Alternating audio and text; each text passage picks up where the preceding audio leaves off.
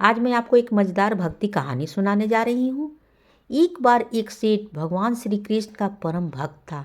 वो अपना काम धंधा करता था और सोते जागते ठाकुर जी का नाम जपता रहता था। उसका एक नियम था, वह रोज शाम को कृष्ण मंदिर में जाकर 4 लड्डू का भोग लगाता था।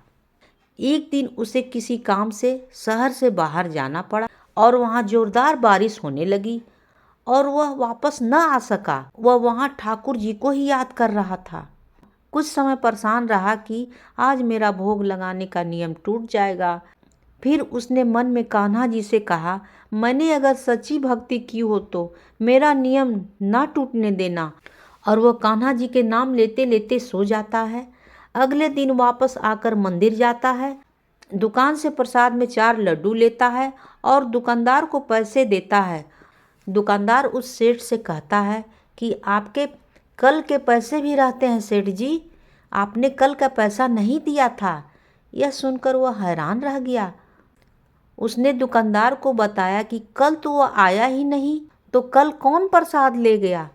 दुकानदार ने बताया, कल एक छोटा सा लड़का बांसुरी पकड़े हुए आया था और उसने कहा कि 4 लड्डू दे दीजिए और बोला कि सेठ जी के खाते में इसके पैसे लिख देना।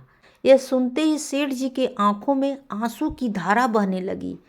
उन्हें याद आया कि उसने कल मन में ही कान्हा जी को याद किया था और कहा था कि ठाकुर जी, मैं तो यहाँ नहीं आ सकता, पर आप तो किसी को भोग लेने के लिए भेज सकते हैं।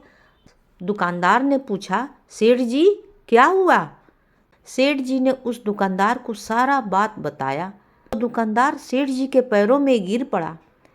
आपकी सच्ची भक्ति के कारण मुझे ठाकुर जी के दर्शन हुए। ठाकुर जी ऐसे ही हैं जो उनकी सच्ची भक्ति करता है, उनके काम संवारने ठाकुर जी खुद आते हैं। तभी तो कहते हैं, प्रबल प्रेम के पाले पड़कर हरि का नियम बदलते देखा, जिनकी केवल कृपा दृष्टि से सकल दृष्टि को पलते देखा।